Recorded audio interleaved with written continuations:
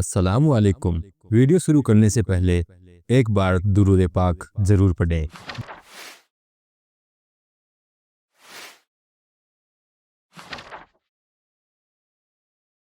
جب محمد صلی اللہ علیہ وسلم مکہ کے لوگوں کو کھلے طور پر ایک اللہ کی طرف بلانے لگے تو وہ لوگ بھی کھلے طور پر آپ کے مخالف ہو گئے۔ یہاں سے آپ کے لیے جد و جہد اور مشکلات برا وقت شروع ہو گیا تھا۔ ایک دن حضرت ابو بکر کے کہنے پر آپ ان کے ساتھ کعبہ تشریف لے گئے۔ اس وقت بہت کم لوگوں نے اسلام قبول کیا تھا۔ جب مسلمان خانہ کعبہ میں جمع ہوئے تو مکہ کے دیگر لوگ بھی ایک بڑی تعداد میں وہاں پہنچ گئے۔ ان تمام لوگوں میں سب سے پہلے ابو بکر نے کھڑے ہو کر اپنی بات کہی تو درمیان میں ہی قریش کے کچھ لوگ ناراض ہو گئے اور اچانک ابو بکر اور مسلمانوں پر حملہ شروع کر دیا۔ عتبہ بن ربیعہ نے ابو بکر کو اتنا مارا کہ ان کا چہرہ خون سے ڈھک گیا۔ تھوڑی دیر بعد حضرت ابو بکر کے گھر والے وہاں آئے اور بڑی مشکل سے ان کو چھڑا کر گھر پہنچایا۔ مکہ میں دھیرے دھیرے مسلمانوں کی ایک چھوٹی سی جماعت بن گئی جس میں عورت، مرد، بچے، جوان اور بوڑھے ہر طبقے کے لوگ شامل تھے، لیکن پھر بھی ہمیشہ ان مسلمانوں کو اسلام کے مخالفین کا ڈر بنا رہتا، کیونکہ اس وقت اسلام کو ماننے والوں کی تعداد بہت کم اور اسلام کے مخالفین کی تعداد بہت زیادہ تھی۔ اس لیے لوگ پہاڑیوں کی وادیوں میں جا کر نماز ادا کرتے۔ 3 سالوں تک لوگ ایک دوسرے سے ایک ایک کر کے ملتے اور اسلام کا پیغام ایک دوسرے کو پہنچاتے۔ نئے مسلمانوں میں سے ایک ارقم بن ابی الارقم رضی اللہ تعالیٰ عنہ تھے، جن کا گھر صفا پہاڑی پر دور ایک جگہ واقع تھا۔ اس ابتدائی دور میں یہی گھر اسلام کی تبلیغ کا مرکز بنا۔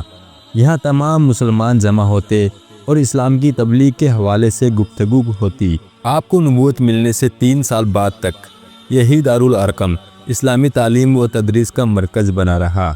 اس وقت آپ صلی اللہ علیہ وسلم کو لوگ اس طرح سے دیکھتے کہ آپ نے اپنی ذات کو چھوڑ کر نیا مذہب شروع کیا ہے۔ اس وقت آپ پر کفار مکہ نے کیا کیا ستم کے پہاڑ توڑے اور آپ کے ساتھ کیا کیا کیا، اور حضرت ابو بکر رضی اللہ تعالیٰ عنہ، عثمان بن عفان رضی اللہ تعالیٰ عنہ اور حضرت علی رضی اللہ تعالیٰ عنہ نے کس طرح سے اسلام کی وحدانیت کو سمجھ کر اسلام قبول کیا، اس کا ذکر آگے ویڈیو میں کریں گے۔ تو آپ سے گزارش ہے کہ ویڈیو میں ہمارے ساتھ بنے رہیں اور تھوڑی سی زحمت اٹھا کر ویڈیو کو لائک اور چینل کو سبسکرائب ضرور کر دیں۔ ایک صحابی کہتے ہیں کہ جوانی میں اپنے والد کے ساتھ مینا میں تھا۔ میں کیا دیکھتا ہوں کہ لوگوں کا ایک بہت بڑا ہجوم ایک جگہ جمع ہے۔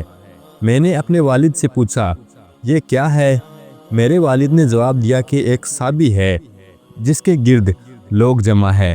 جب میں نے جھانک کر دیکھا تو میں دیکھتا ہوں کہ وہ تو محمد صلی اللہ علیہ وسلم ہے۔ آپ لوگوں کو اللہ کے ایک ہونے کی گواہی دے رہے تھے اور لوگ آپ کا مذاق اڑا رہے تھے۔ آپ محمد صلی اللہ علیہ وسلم نے ابتدا میں ذاتی طور پر اسلام کی تبلیغ کی۔ آپ ان لوگوں سے ملتے جنہیں آپ جانتے تھے اور انہیں شرک کی بجائے ایک خدا پر ایمان لانے کی تبلیغ کرتے۔ آپ اس طرح سے دعوت کا کام تب تک کرتے رہے جب تک سورہ شورى میں آپ کو کھلے طور پر اسلام کو پھیلانے کو کہا گیا۔ مکہ کے قریب موجود صفا پہاڑی پر ایک دن حضرت محمد صلی اللہ علیہ وسلم کھڑے ہوئے اور آپ نے بلند آواز میں پکارا، یا صباح! یہ آواز عربوں میں اس وقت دی جاتی جب دشمن کے حملے سے خبردار کرنے کی ضرورت پیش آتی۔ چنانچہ یہ بلند آواز سن کر قریش کے لوگ صفا پہاڑی کے پاس جمع ہو گئے۔ لوگوں کے جمع ہو جانے پر آپ نے فرمایا، اے لوگوں، اگر میں تمہیں بتاؤں کہ اس پہاڑی کے پیچھے لشکر کھڑا ہے اور وہ لشکر تم پر حملہ کرنا چاہتا ہے تو کیا تم میری بات پر یقین کرو گے؟ لوگوں نے جواب دیا، ہاں، ہم نے آپ کے بارے میں اب تک یہی سنا ہے کہ آپ سچے ہیں۔ تو آپ نے فرمایا کہ تم ایک بڑے عذاب کے دروازے پر کھڑے ہو اور میں تمہیں اس سے ڈرانے والا ہوں۔ آپ نے مزید فرمایا کہ جس طرح تم سوتے ہو اسی طرح تم مرو گے، اور جس طرح تم جاگتے ہو اسی طرح دوبارہ تم حساب کتاب کے لیے اٹھائے جاؤ گے۔ اس کے بعد یا تو ابدی جنت یا ہمیشہ کے لیے آگ کا عذاب۔ لوگ آپ کی یہ بات سن کر خاموش رہے، لیکن آپ کے چچا ابو لہب نے آپ سے کہا، تمہارا برا ہو یا محمد، کیا تم نے یہی کہنے کے لیے ہم سب کو یہاں بلایا تھا؟ اس واقعے اور ایسے کئی واقعوں سے یہ معلوم ہوتا ہے کہ آپ کی سب سے بڑی فکر یہ تھی کہ لوگ آگ کے عذاب سے کیسے بچیں اور اللہ کی رحمتوں میں حصے دار کیسے بنیں۔ آپ کو یہ غم ہمیشہ ستاتا۔ اللہ تعالیٰ نے قرآن مجید میں آپ کو مخاطب کرتے ہوئے فرمایا، اے پیغمبر، شاید تم اس غم میں اپنی جان ہلاک کیے جا رہے ہو کہ یہ لوگ ایمان کیوں نہیں لاتے۔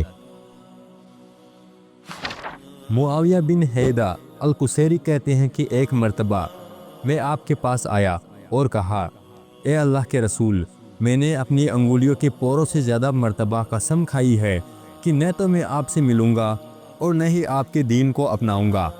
اب میں آپ کے پاس آیا ہوں اور اللہ تعالیٰ کے ذریعے سے آپ سے پوچھتا ہوں کہ اس نے آپ کو ہمارے پاس کس چیز کے ساتھ بھیجا ہے۔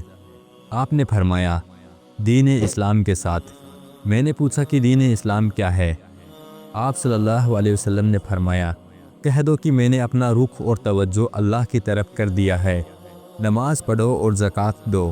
ایک مسلمان کا خون دوسرے مسلمان پر حرام ہے، مسلمان ایک دوسرے کے بھائی ہیں، اور کوئی انسان شرک کرتا ہو اور اسلام اپنا لیا ہو تو اس کا یہ اسلام تب تک قبول نہیں ہے جب تک وہ خود کو شرک سے دور نہ کر لے۔ پھر آپ نے مزید کہا کہ مجھے کیا ضرورت تھی کہ میں تمہاری کمر پکڑ کر تمہیں آگ سے بچاؤں، لیکن بات یہ ہے کہ مجھے میرا اللہ بلانے والا ہے اور مجھ سے پوچھنے والا ہے کہ کیا تم نے میرے بندوں تک پہنچا دیا؟ میں کہوں گا، ہاں میرے اللہ، میں نے پہنچا دیا۔ آپ نے پھر فرمایا کہ سن لو، تم میں سے جو موجود ہے وہ ان کو پہنچا دے جو موجود نہیں ہے۔ اس کے بعد معاویہ بن حیدہ نے اسلام قبول کر لیا۔ حضرت ابوبکر رضی اللہ تعالیٰ عنہ وہ اپنے گھر سے نکلے تاکہ آپ سے ملے۔ وہ زمانہ جاہلیت سے ہی آپ صلی اللہ علیہ وسلم کے دوست تھے۔ ابوبکر نے کہا، اے ابو القاسم، میں تمہیں خاندانی ملاقاتوں میں نہیں پاتا۔ وہ لوگ آپ پر الزام لگاتے ہیں کہ آپ نے ہمارے معبودوں کو چھوڑ دیا ہے اور ہمارے باپ دادا کو بیوقوف اور آباء و اجداد کو گمراہ کہا ہے۔ آپ نے فرمایا، ہاں میں نے کہا ہے، اور میں اللہ کا نبی ہوں، اور میں تمہیں بھی ایک اللہ اور اس کی اطاعت کی طرف بلاتا ہوں۔ خدا کی قسم، یہی حق ہے کہ تم کسی کو اللہ کے ساتھ ساجدار نہ بناؤ اور صرف اسی کی عبادت کرو۔ اس کے بعد آپ نے حضرت ابوبکر رضی اللہ تعالیٰ عنہ کو قرآن کی کچھ آیتیں پڑھ کر سنائی۔ سیدنا ابوبکر نے اسی وقت آپ کو پیغمبر مان لیا اور اسلام قبول کیا۔ اس پر آپ محمد صلی اللہ علیہ وسلم اتنا خوش ہوئے کہ اس وقت مکہ کی دو پہاڑیوں کے بیچ اتنا خوش کوئی نہ تھا۔ عمرو بن ابسہ رضی اللہ تعالیٰ عنہ کہتے ہیں کہ میں زمانہ جاہلیت سے ہی باپ دادا کے مذہب پر مطمئن نہ تھا۔ میں بتوں کی حقیقت پر یقین نہیں رکھتا تھا۔ میں نے سنا کہ مکہ میں ایک شخص نے جنم لیا ہے، وہ نئی نئی باتیں بتاتا ہے۔ میں اپنی اونٹنی پر سوار ہو کر مکہ گیا۔ وہاں جا کر مجھے یہ علم ہوا کہ آپ محمد صلی اللہ علیہ وسلم چھپ کر تبلیغ کر رہے ہیں اور لوگ ان کے پیچھے پڑے ہیں۔ میں ان کو کھوجتے ہوئے ان کے پاس پہنچ گیا۔ میں نے ان سے پوچھا، آپ کون ہیں؟ آپ نے جواب دیا، میں اللہ کا پیغمبر ہوں۔ میں نے پوچھا، پیغمبر کس کو کہتے ہیں؟ آپ نے کہا، اللہ کا رسول جو اللہ کی اور سے اس کا پیغام لائے۔ میں نے کہا کہ کیا واستو میں آپ اللہ ہی نے بھیجا ہے؟ آپ نے کہا، ہاں۔ میں نے کہا، اللہ نے کیا چیز لے کر آپ کو بھیجا ہے؟ آپ نے کہا، یہ کہ اللہ کو ایک مانا جائے، اس کے ساتھ کسی شریک نہ کیا جائے، بتوں کو توڑ دیا جائے اور رشتہ داروں سے اچھا سلوک کیا جائے۔ اس کے بعد میں نے ان سے پوچھا کہ اس کام میں ان کے ساتھ کون ہے؟ آپ نے فرمایا، ایک آزاد اور ایک غلام، یعنی کہ ابو بکر اور بلال۔ پھر میں نے کہا کہ میں آپ کے ساتھ ہوں۔ آپ نے مجھ سے فرمایا کہ اس وقت تم میں حمایت کی طاقت نہیں ہے، تم اب اپنے گھر چلے جاؤ، اور جب تم سنو کہ ہم زیادہ ہو گئے ہیں تو تم اس وقت میرے ساتھ ہو جانا۔ اس کے بعد میں مسلمان ہو گیا اور اپنے گھر چلا گیا۔ قرآن میں آپ کو اپنے قریبی رشتہ داروں کو اللہ کا پیغام دینے کے لیے کچھ یوں کہا، اور اے پیغمبر، تم اپنے قریب ترین خاندان کو خبردار کرو، اور جن اہل ایمان نے تمہاری پیروی کی ہے ان کے لیے اپنی شفقت کے بازو جھکا دو۔ سورہ شورى آیت 25 تا 26۔ اس کے بعد آپ صلی اللہ علیہ وسلم نے اپنے چچا ابو طالب کے بیٹے علی سے کہا کہ وہ کچھ کھانا تیار کرے اور بنی ہاشم کے لوگوں کو دعوت بھیج دے۔ اس دعوت کے لیے گوشت اور دودھ کا انتظام کیا گیا۔ مزید لوگوں کو بلایا گیا۔ اس وقت 40 کے قریب لوگ دعوت پر جمع ہوئے۔ جب سارے لوگ کھانے سے فارغ ہوئے تو آپ نے سب کے سامنے توحید کا پیغام پیش کیا اور کہا، اللہ نے مجھے اس کام کے لیے نبی بنا کر بھیجا ہے، آپ لوگ اس کام میں میرا ساتھ دیں۔ آپ نے مزید فرمایا کہ تم میں سے کون ہے جو میرے قرضوں کی ادائیگی کے لیے تیار ہو اور میرے بعد میرے اہل و عیال کا سرپرست بنے۔ حضرت علی رضی اللہ تعالیٰ عنہ فرماتے ہیں کہ یہ سن کر سارے لوگ خاموش رہے، کسی نے کوئی بھی جواب نہ دیا۔ آپ نے اسی بات کو 3 بار دہرایا لیکن کسی نے بھی کوئی وعدہ نہ کیا۔ علی فرماتے ہیں کہ سب کو خاموش دیکھ کر میں کھڑا ہو گیا۔ میں نے عرض کیا، یا رسول اللہ، اگرچہ میری آنکھیں درد کر رہی ہے اور میری ٹانگیں پتلی ہے، پر میں اس راستے میں آپ کا ساتھ دوں گا۔ میری بات سن کر آپ نے فرمایا، تم اے علی۔ جماعت کا تعلق اس دسنوع طبقے سے تھا۔ وہ ایک دفعہ کعبہ کی زیارت کے لیے مکہ آیا۔ ابو جہل، عتبہ بن ربیعہ اور امیہ بن خلف ایک مجلس بنا کر بیٹھے تھے۔ جماعت بھی ان کے قریب بیٹھ گیا۔ ابو جہل نے کہا کہ محمد نے ہماری گروہ میں تفرقہ ڈال دیا ہے۔ محمد نے ہم سب کو احمق کہا اور ہمارے باپ دادا کو غلط کہا اور ہمارے تمام بتوں کو برا کہا۔ پھر امیہ نے کہا کہ اس بات پر کوئی شک نہیں کہ اس آدمی کی عقل خراب ہو گئی ہے۔ جماعت کہتے ہیں کہ ان لوگوں کی باتیں سن کر مجھے لگا کہ محمد پر بھوت لگ گیا ہے۔ میں بھوت پریتوں سے جان چھڑانا جانتا تھا، چنانچہ میں آپ کی تلاش میں نکل پڑا۔ پہلے دن وہ مجھے نہ ملے۔ دوسرے دن میں نے آپ کو مقام ابراہیم پر نماز پڑھتے پایا۔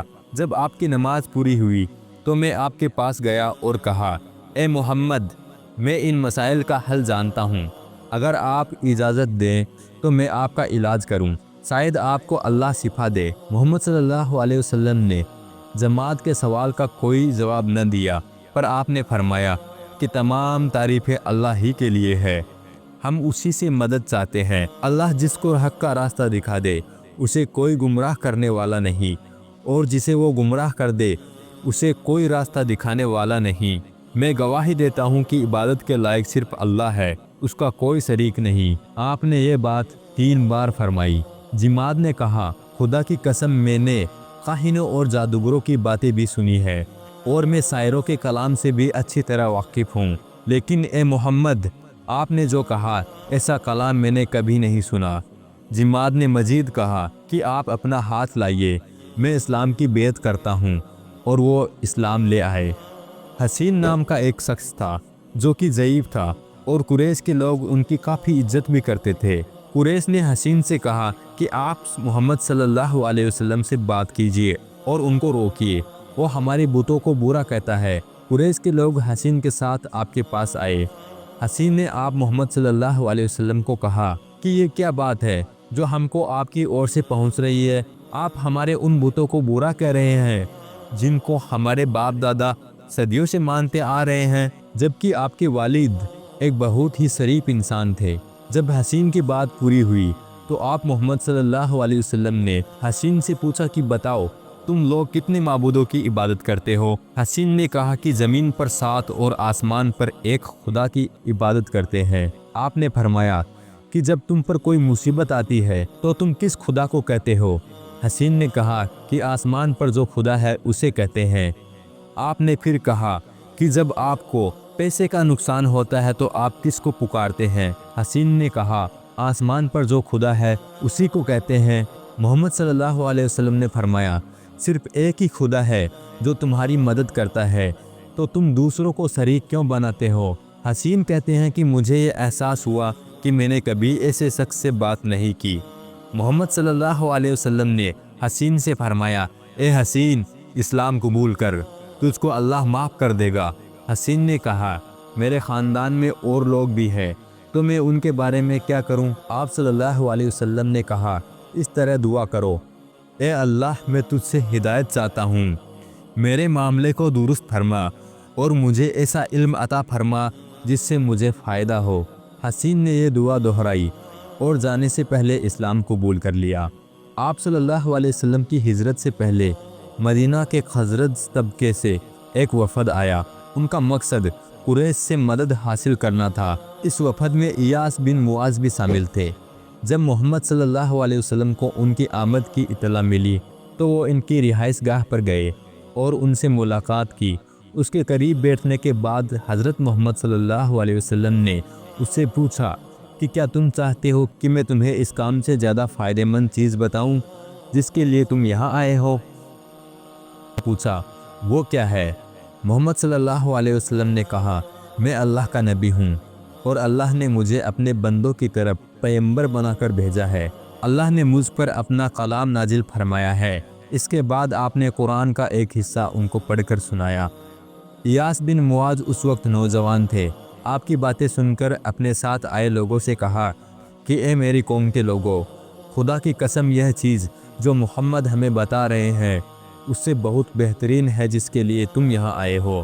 یہ سن کر ان کی برادری میں سے ایک شخص انس بن رافع نے اپنے ہاتھ میں مٹی لے کر ایاس بن معاذ کے منہ پر پھینکی اور کہا ان باتوں کو چھوڑو، ہم تو کسی اور کام کے لیے یہاں آئے ہیں۔ ایاس بن معاذ انس بن رافع کی بات سن کر چپ ہو گئے۔ اس کے بعد محمد صلی اللہ علیہ وسلم لوٹ آئے اور وہ لوگ اپنا کام کر کے مدینہ واپس لوٹ گئے۔ مدینہ پہنچ کر ایاس بن معاذ کی وفات ہو گئی۔ ان کی موت کے وقت ان کے قریب جو لوگ تھے ان میں سے ایک شخص کا کہنا تھا کہ آخری وقت جب ان کی روح پرواز کر رہی تھی تب ان کی زبان پر لا الہ الا اللہ، اللہ اکبر اور سبحان اللہ کے الفاظ تھے، اور جو لوگ ان کے پاس موجود تھے یہ الفاظ ان سب لوگوں نے سنا۔ ابو طالب کی وفات کے بعد آپ حج کے موقع پر اوقاز، مجنہ اور ذوالمجاز کے میلے میں جاتے اور لوگوں کے خیموں پر جا کر انہیں اللہ کا پیغام سناتے۔ اسی کے ساتھ آپ لوگوں کو یہ بھی کہتے کہ آپ مجھے اپنی حفاظت میں لے لیں تاکہ میں اللہ کا پیغام پہنچانے کا کام کرتا رہوں۔ جو اس کام میں میری مدد کرے گا اللہ اس کے بدلے میں جنت عطا فرمائے گا۔ لیکن کوئی بھی خاندان اور کوئی بھی فرد آپ کی حفاظت کے لیے تیار نہ ہوا اور نہ کسی نے آپ کی حفاظت کی ذمہ داری لی۔ آپ بنو عامر بن شعثہ کے پاس گئے، انہوں نے بھی آپ کے ساتھ بہت برا سلوک کیا۔ آپ ان سے اس حالت میں لوٹے کہ وہ لوگ آپ پر پتھر پھینک رہے تھے۔ آپ قبیلہ بنو محارب بن خصفہ سے ملے۔ ان کی برادری میں ایک ضعیف شخص تھا جس کی عمر 100 سال سے بھی زیادہ تھی۔ آپ نے اس کو ایک اللہ کی اور بلایا اور کہا کہ تم لوگ مجھے اپنی حفاظت میں لے لو تاکہ میں اللہ کے پیغام کو ہر جگہ اور ہر ایک شخص کے پاس پہنچا سکوں۔ بوڑھے نے جواب دیا کہ آپ کی برادری آپ کو مجھ سے زیادہ بہتر جانتی ہے۔ آگے بوڑھے نے مزید کہا جو بھی شخص تم کو یہاں سے لے کر اپنے ساتھ گیا وہ حج کے وقت لے جانے والی سب سے بری چیزوں میں سے ہوگی، اس لیے تم ہم کو معاف کرو۔ آپ کا چچا ابو لہب بھی وہاں موجود تھا اور یہ سب باتیں سن رہا تھا۔ آپ محمد صلی اللہ علیہ وسلم کے جانے کے بعد ابو لہب نے اس بوڑھے کو کہا اگر حج کے وقت جمع ہونے والے تمام لوگ محمد کو تمہارا جیسا ہی جواب دے تو محمد اس نئے مذہب کو چھوڑ دے گا جس مذہب کو اس نے اختیار کیا ہوا ہے۔ نبوت کے ابتدائی دور میں آپ کے چچا کے بیٹے علی بن ابی طالب محمد صلی اللہ علیہ وسلم کی رہائش گاہ پر آئے۔ آپ محمد صلی اللہ علیہ وسلم اور آپ کی اہلیہ خدیجہ رضی اللہ تعالی عنہ اس وقت نماز پڑھ رہے تھے۔ جب آپ دونوں نماز سے فارغ ہوئے تو علی نے پوچھا کہ آپ دونوں کیا کر رہے تھے؟ آپ نے جواب دیا کہ یہ اللہ کا دین ہے جسے اللہ نے اپنے لیے منتخب کیا ہے اور مجھے اس دین کی تبلیغ کے لیے اللہ نے بھیجا ہے۔ اے علی، میں تمہیں ایک اللہ کی طرف بلاتا ہوں، اس جیسا کوئی نہیں۔ اس نے حکم دیا ہے کہ صرف اسی کی عبادت کی جائے۔ علی نے کہا یہ ایک ایسی بات ہے جو میں نے آج سے پہلے کبھی نہیں سنی۔ میں اس حوالے سے اس وقت تک کوئی فیصلہ نہیں کر سکتا جب تک میں اپنے والد ابو طالب سے کوئی مشورہ نہ کر لوں۔ اس وقت نبوت کا آغاز تھا۔ آپ نہیں چاہتے تھے کہ اس بات کا علم ابو طالب کو اتنی جلدی معلوم ہو۔ آپ نے فرمایا اے علی، اگر تم اسلام نہیں لائے تو پھر اس معاملے کو فی الحال پوشیدہ رکھو۔ اس واقعے کے چند دن بعد ہی علی نے اسلام قبول کر لیا۔ حضرت عثمان بن عفان رضی اللہ تعالی عنہ نے کہا کہ میں اپنی خالہ عروہ بنت عبد المطلب کے پاس ان کی خیریت معلوم کرنے گیا۔ آپ حضرت محمد صلی اللہ علیہ وسلم بھی وہاں موجود تھے۔ میں آپ کو غور سے دیکھنے لگا۔ ان دنوں آپ کی نبوت کا چرچا بہت زیادہ تھا۔ آپ نے میری طرف توجہ کی اور کہا عثمان کیا بات ہے؟ میں نے کہا کہ مجھے اس بات پر حیرت ہے کہ ہمارے بیچ آپ کی کتنی عزت تھی اور اب آپ پر کتنے زیادہ الزام لگائے جا رہے ہیں۔ آپ نے اس کے جواب میں قرآن مجید کی کچھ آیات پڑھی اور پھر آپ جیسے ہی وہاں سے جانے لگے تو میں بھی آپ کے پیچھے چل دیا، اور پھر میں آپ کے سامنے جا کر کھڑا ہوا اور میں نے اسلام قبول کر لیا۔ قبیلہ بنی مالک بن کنانہ کے ایک شخص نے بیان کیا کہ اس نے ایک دفعہ ذوالمجاز کے میلے میں آپ کو چلتے دیکھا۔ وہ کہہ رہے تھے کہ لوگوں لا الہ الا اللہ کہو تو تمہاری فلاح ہوگی، اور آپ کے پیچھے پیچھے آپ کا ہی اپنا چاچا ابو لہب آپ پر کیچڑ اچھال رہا تھا اور کہہ رہا تھا کہ اے لوگو اس محمد سے بچو، کہیں ایسا نہ ہو کہ وہ تمہیں تمہارے دین سے ہٹا دے۔ محمد چاہتا ہے کہ وہ تمہیں تمہارے دین سے ہٹا دے، وہ چاہتا ہے کہ تم اپنے معبودوں کو چھوڑ دو، پر تم اس کی کسی بھی بات پر دھیان مت دینا۔ ایک دفعہ ابو سفیان اپنی بیوی ہندہ کو گھوڑے پر بٹھا کر اپنی کھیتی کی طرف جا رہا تھا۔ اس کا بیٹا معاویہ رضی اللہ تعالیٰ عنہ آگے تھا۔ معاویہ اس وقت کم عمر کے تھے اور گدھے پر سوار تھے۔ اتنے میں ان تینوں کو سامنے سے محمد صلی اللہ علیہ وسلم آتے نظر آئے۔ ابو سفیان نے اپنے بیٹے کو حکم دیا کہ معاویہ تم اتر جاؤ تاکہ محمد اس پر سوار ہو سکے۔ معاویہ نیچے اترا اور آپ صلی اللہ علیہ وسلم اس پر سوار ہوئے۔ کچھ دور جانے کے بعد آپ ہماری طرف متوجہ ہوئے اور فرمایا، اے سفیان بنت حرب اور اے ہندہ بنت عتبہ، خدا کی قسم تمہیں یقیناً مرنا ہے، مرنے کے بعد تمہیں دوبارہ زندہ کیا جائے گا، پھر جو اچھا ہوگا وہ جنت میں اور جو برا ہوگا وہ جہنم میں جائے گا۔ ابو سفیان نے کہا، کیا تم کہہ چکے؟ آپ نے کہا ہاں۔ معاویہ کہتے ہیں کہ آپ گدھے سے اتر گئے اور میں سوار ہو گیا۔ میری ماں ہندہ نے میرے والد ابو سفیان سے کہا، کیا اسی جادوگر کے لیے تم نے میرے بیٹے کو سواری سے اتار دیا؟ معاویہ کہتے ہیں کہ میرے والد نے کہا کہ خدا کی قسم وہ جادوگر نہیں، وہ جھوٹا نہیں۔ ابو جہل کی ایک لونڈی تھی جس کا نام سمیہ تھا، وہ بھی مسلمان ہو گئی۔ جب ابو جہل کو یہ بات معلوم ہوئی تو اس نے سمیہ کو یہ نیا مذہب چھوڑنے کو کہا۔ سمیہ نے منع کرتے ہوئے کہا کہ میں اس دین کو نہیں چھوڑوں گی جو دین محمد لے کر آیا ہے۔ ابو جہل نے سمیہ کو باندھ دیا اور اس قدر کوڑے مارے کہ اس کی حالت بگڑ گئی۔ حضرت ابو بکر اس وقت 6 غلام کفار مکہ سے خرید کر آزاد کر چکے تھے۔ ابو بکر سمیہ کو بھی آزاد کروانے کے لیے ابو جہل کے پاس گئے اور اسے 100 دینار اس کے بدلے دینے کو کہا تو ابو جہل نہیں مانا۔ 150 دینار دینے پر بھی وہ نہیں مانا تو حضرت ابو بکر نے کہا کہ تم جو بھی سمیہ کی آزادی کے لیے مانگو میں دینے کے لیے تیار ہوں، پر ابو جہل نے کسی بھی طرح سمیہ کو نہیں بیچا۔ سمیہ دائی کا کام کرتی تھی اور بچوں کی پیدائش کے وقت قریش کی عورتوں کی مدد کرتی۔ قریش کے سارے لوگوں نے ابو جہل سے گزارش کی کہ وہ سمیہ کو نہ مارے، لیکن ابو جہل نے کسی کی نہ مانی اور سمیہ کو اتنے کوڑے مارے کہ اس کا سارا جسم گھائل ہو گیا، وہ چلنے پھرنے کے لائق بھی نہ رہی۔ پھر بھی سمیہ یہی کہتی رہی کہ وہ اپنی آخری سانس تک دین اسلام کو ہی مانے گی۔ آخر میں ابو جہل ایک دن حضرت سمیہ کو کعبہ کے قریب لے گیا اور سب کے سامنے کہا کہ تو محمد کے دین کو چھوڑتی ہے یا نہیں؟ سمیہ نے انکار کر دیا۔ ابو جہل نے حضرت سمیہ کو بہت ہی بے دردی سے شہید کر دیا۔ اسلام کی تاریخ میں حضرت سمیہ کی شہادت پہلی شہادت تھی۔ تو دوستو، آپ نے جانا کہ صحابہ نے اور خلفائے راشدین سیدنا حضرت ابو بکر، حضرت علی اور حضرت عثمان غنی نے دین اسلام کو کیسے اپنایا، اور آپ محمد صلی اللہ علیہ وسلم نے دین کی تبلیغ کرنے میں کس طرح جدوجہد کی، حتیٰ کہ آپ کے ساتھ آپ کے خاندان کے لوگ بھی نہ تھے بلکہ ان کے خلاف تھے۔ آپ کو ہمیشہ یہی لگا رہتا کہ لوگ کس طرح جہنم کی آگ سے بچے اور اسلام کو حق مذہب مان کر قبول کرے۔ آپ نے لوگوں کو کہا کہ وہ آپ کی حفاظت کرے، پر کسی نے آپ کی حفاظت نہ کی، بے شک اللہ ہی آپ کی حفاظت کرنے والا تھا۔ دوستو، یہ دین ہم اور آپ تک بہت مشکلات اور آپ صلی اللہ علیہ وسلم کی قربانیوں کی بدولت آیا ہے۔ اس کی قدر کریں اور نماز کو قائم رکھیں۔ آج کی ویڈیو میں اتنا ہی، ملتے ہیں اگلی معلوماتی ویڈیو میں۔ اللہ حافظ۔